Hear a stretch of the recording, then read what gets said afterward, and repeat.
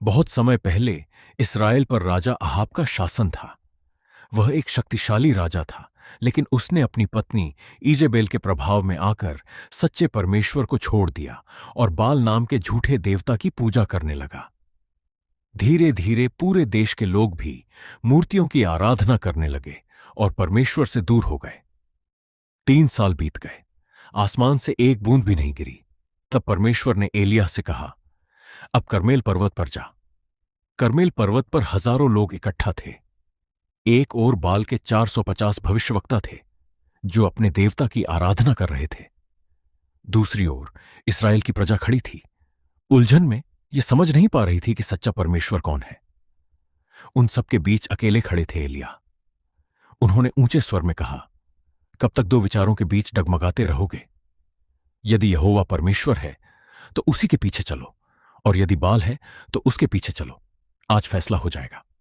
2 वेदियां तैयार की गईं, एक बाल के लिए, दूसरी यहोवा के लिए। एलिय्याह ने कहा, जो परमेश्वर स्वर्ग से आग भेजकर उत्तर देगा वही सच्चा परमेश्वर होगा। सुबह से दोपहर हो गई। बाल के भविष्यवक्ता चिल्लाते रहे, नाचते रहे और अपने शरीर को घायल करते रहे, लेकिन आकाश शांत रहा।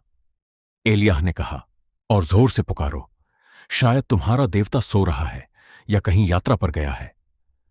लेकिन शाम तक कोई उत्तर नहीं मिला। अब एलिय्याह की बारी थी। उन्होंने यहोवा की टूटी हुई वेदी को 12 पत्थरों से फिर बनाया, उस पर लकड़ियां और बलि रखी। फिर उन्होंने एक ऐसा काम किया जिसने सबको चौंका दिया। उन्होंने कहा, वेदी पर पानी डालो। एक बार, फिर दूसरी बार, फिर तीसरी बार। इतना पानी डाला गया कि वेदी के चारों ओर की खाई भी भर गई। पूरा पर्वत शांत हो गया। एलिय्याह ने स्वर्ग की ओर हाथ उठाए और विश्वास से प्रार्थना की, हे इब्राहिम, इसहाक और इस्राएल के परमेश्वर यहोवा, आज प्रकट कर कि केवल तू ही सच्चा परमेश्वर है।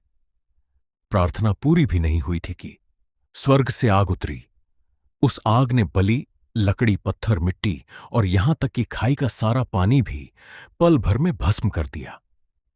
ये दृश्य देखकर पूरी प्रजा भूमि पर गिर पड़ी और एक स्वर में पुकार उठी, यहोवा ही परमेश्वर है, यहोवा ही परमेश्वर है। इसके बाद एलिय्याह ने फिर प्रार्थना की। दूर समुद्र की ओर एक छोटे से हाथ के बराबर बादल दिखाई दिया। एलिय्याह ने कहा, राजा अहाब से कहो, अपने रथ को तैयार कर ले, क्योंकि भारी वर्षा आने वाली है। कुछ ही क्षणों में काले बादलों ने आकाश को ढक लिया। बिजली चमकी, बादल गरजे और 3 वर्षों के सूखे के बाद इस्राएल पर मूसलाधार वर्षा होने लगी। उस दिन केवल वेदी पर आग नहीं उतरी थी।